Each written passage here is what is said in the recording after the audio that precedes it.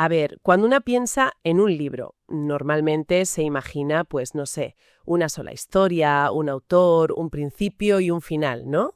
Claro, lo lógico. Una obra coherente. Pero es que lo que vamos a analizar hoy es algo completamente distinto. Sí, totalmente. No es un libro, es más bien una biblioteca entera. Una biblioteca contenida entre dos tapas. Exacto. Es que es una colección de documentos escritos a lo largo de 1500 años 1500 años. y por más de 40 autores distintos. Y claro, perfiles que no tienen nada que ver, desde reyes en sus palacios a pescadores en sus barcas. Y todo en 3 idiomas diferentes. Es una locura si te paras a pensarlo. Precisamente. Y esa es la idea de este análisis. Intentar entender qué hace que la Biblia sea un objeto tan absolutamente singular en la historia, dejando a un lado la fe de cada uno. Eso es. Queremos averiguar por qué, más allá de ser un texto sagrado, se le conoce como el libro de los libros. Sí, la idea es explorarlo como fenómeno literario, como artefacto histórico y, por supuesto, como motor cultural, para ver qué es lo que lo distingue de cualquier otra obra. Venga, pues vamos a meternos en materia. Y lo primero que llama la atención que oye yo es su estructura, que es una auténtica pasada, ¿no? Sí, sin duda. Porque plantea una paradoja tremenda.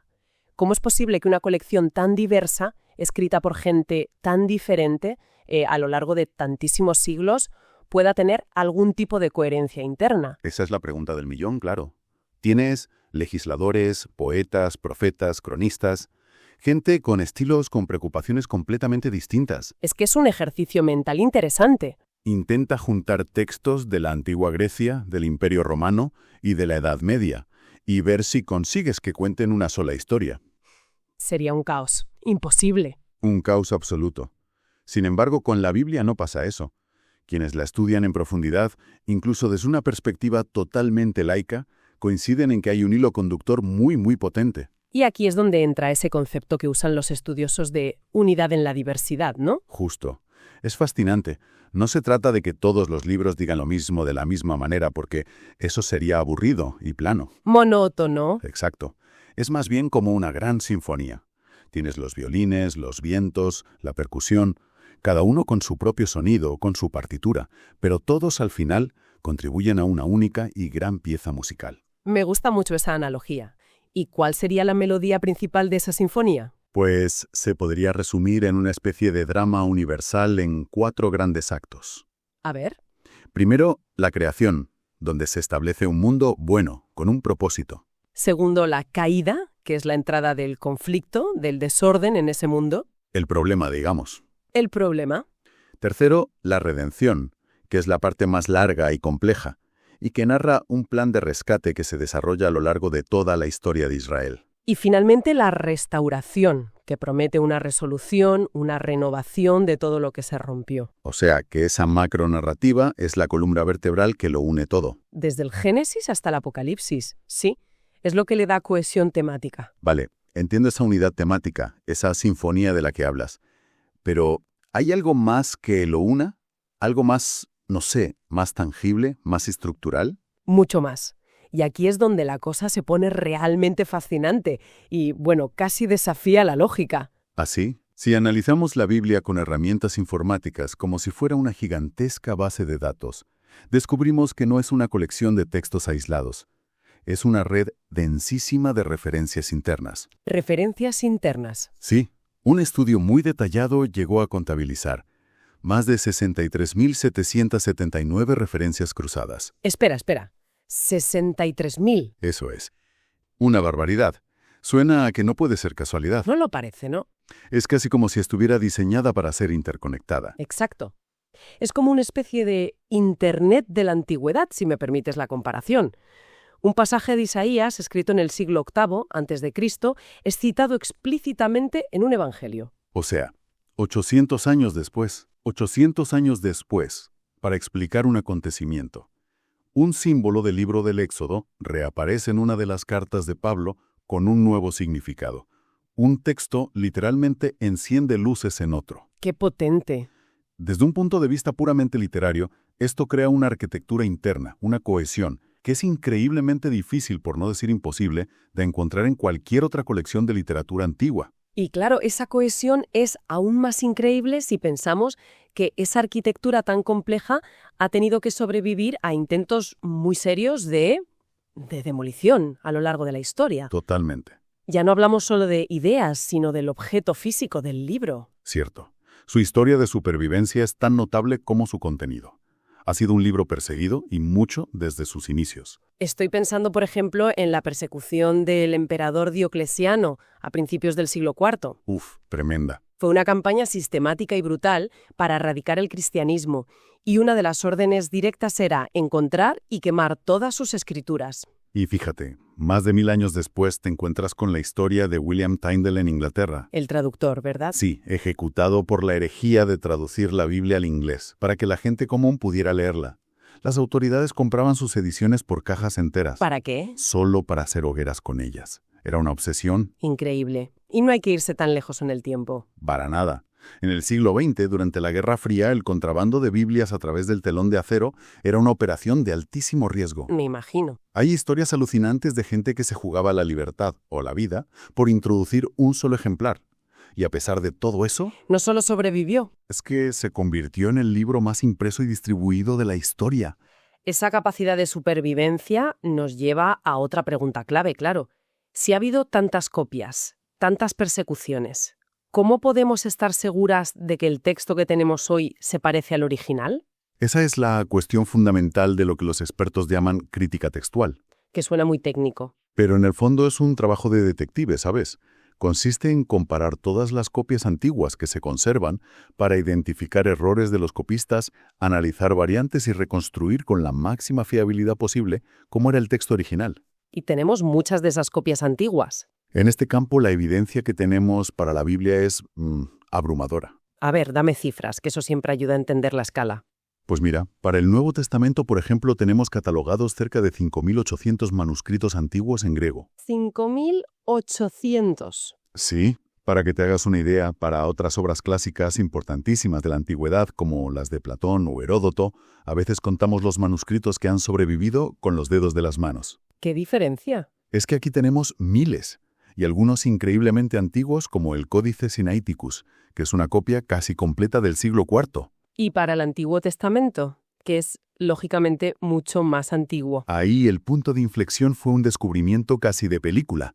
Los manuscritos del Mar Muerto, en 1947. La historia de los pastores en las cuevas, ¿no? Esa misma. Unos pastores encontraron unas vasijas en unas cuevas y dentro había cientos de rollos de cuero. Entiendo que fue un hallazgo revolucionario, pero ¿qué demostraron en la práctica? O sea, ¿cambiaron mucho el texto que teníamos o solo confirmaron que las copias medievales eran, pues, bastante buenas? Esa es una gran pregunta. Lo revolucionario fue que de repente teníamos en nuestras manos copias de los libros bíblicos que eran 1000 años más antiguas que los manuscritos hebreos más completos que se conocían hasta entonces. 1000 años. 1000 años. Y al compararlos, lo que sorprendió a todo el mundo fue la increíble fidelidad con la que se había transmitido el texto durante ese milenio de copiado a mano. O sea que eran muy parecidos. Muchísimo. Obviamente había variantes, pequeños errores de copia, lo normal, pero la esencia del texto era la misma. Demostró que el proceso de transmisión de los escribas judíos había sido extraordinariamente riguroso. Vale, el texto ha sobrevivido de forma fiable. Pero, ¿y su contenido? ¿Se sostiene históricamente? Aquí es donde entra en juego la arqueología. El texto está lleno de referencias a reyes, ciudades, imperios. Y ese es un punto crucial. La Biblia no se presenta como un cuento de hadas en un reino muy lejano. No. Está anclada con nombres y apellidos en la geopolítica del antiguo Oriente Próximo.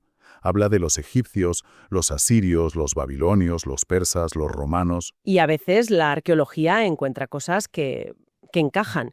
He oído hablar de la estela de Tildán, por ejemplo. Correcto. Es una losa de piedra del siglo IX a.C., erigida por un rey arameo para conmemorar una victoria, y en ella se jacta de haber derrotado a reyes de Israel y de la casa de David. ¿La casa de David? Fue la primera vez que el nombre de David se encontraba en una inscripción fuera de la Biblia.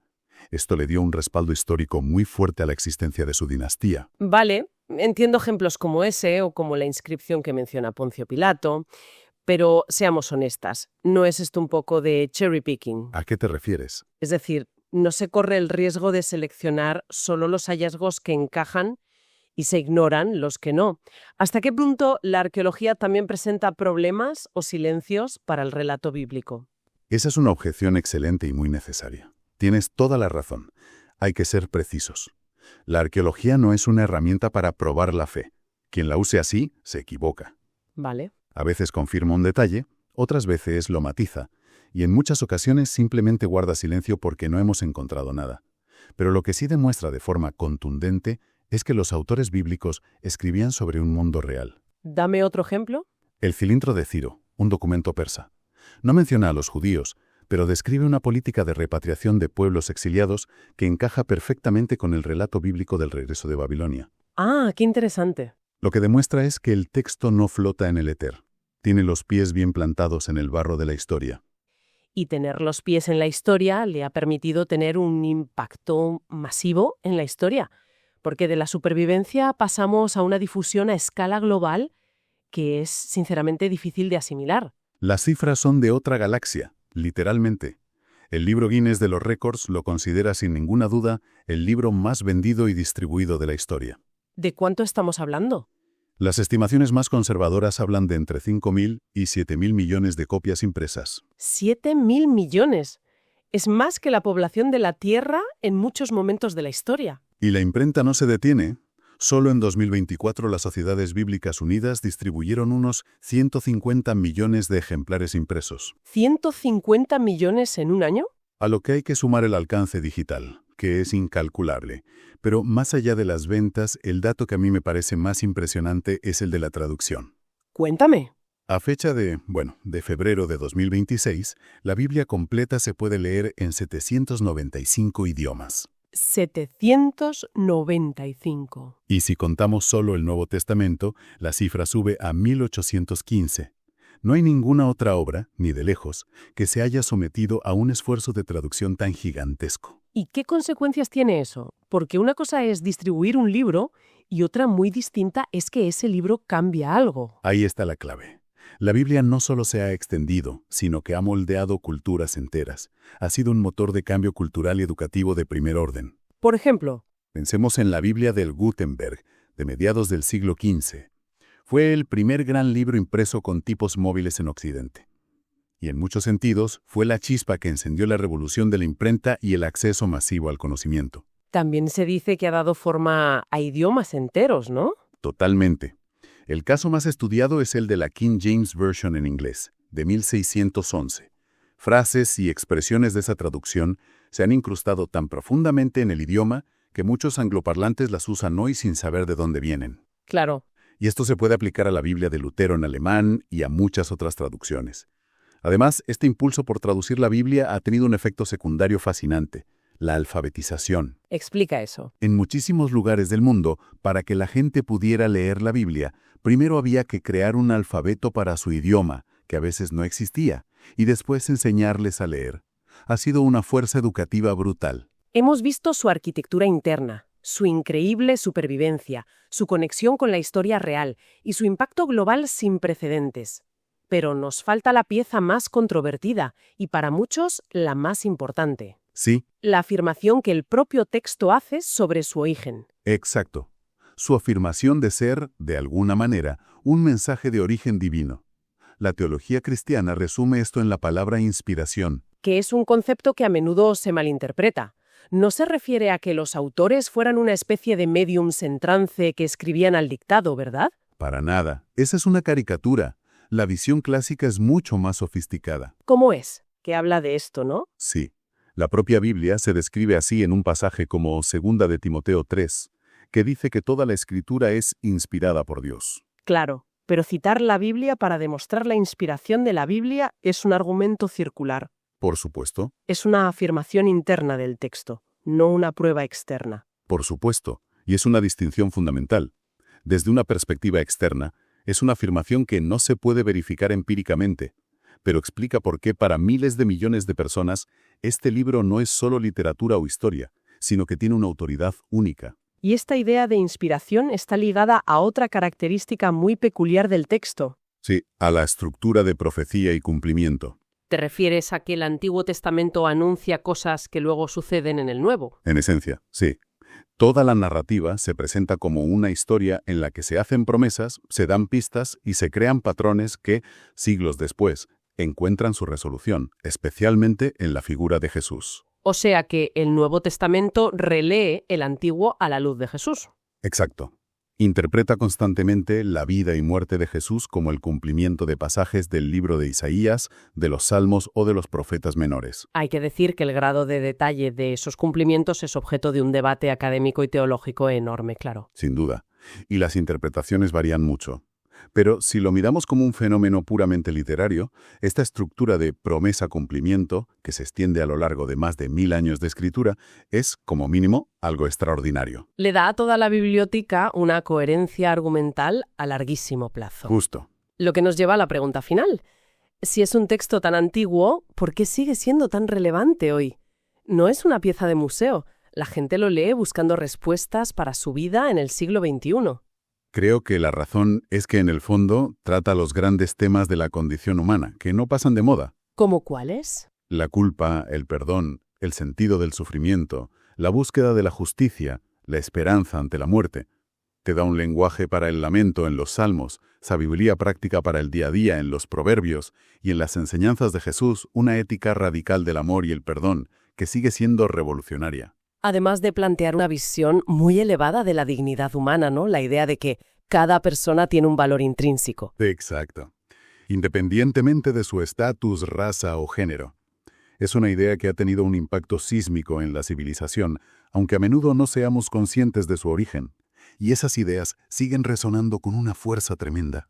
Entonces, a modo de resumen, tenemos una biblioteca con una unidad narrativa asombrosa, un superviviente a innumerables intentos de destrucción, un texto anclado en la historia real. El libro más influyente y distribuido de todos los tiempos. Y, para rematar, un texto que hace una afirmación única sobre su propio origen divino. La combinación de todos esos factores, vistos en conjunto, es lo que lo convierte en un fenómeno sin parangón. No hay nada que se le parezca. Por eso, ya sea que una se acerque a ella con fe o simplemente con curiosidad intelectual, es innegable que ocupa un lugar único. No es solo un texto religioso. No, es un pilar de la civilización occidental, una obra maestra literaria y un documento que ha moldeado miles de millones de vidas. Y quizás, para terminar, podemos dejar una reflexión en el aire.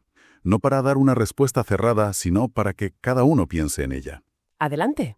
Dejando a un lado las creencias personales, ¿qué significa que un texto que hace una afirmación tan extraordinaria, ser la palabra de Dios, se haya convertido de forma medible y objetiva en el documento más resistente, más traducido y más influyente de la historia de la humanidad? Es una buena pregunta. ¿Qué nos dice esa intersección entre una afirmación tan trascendente y un impacto histórico tan masivo y tangible? Es una pregunta que, como mínimo, merece la pena considerar. Muchísimas gracias por acompañarnos hoy. Nos vemos en el próximo episodio. Gracias, hasta pronto.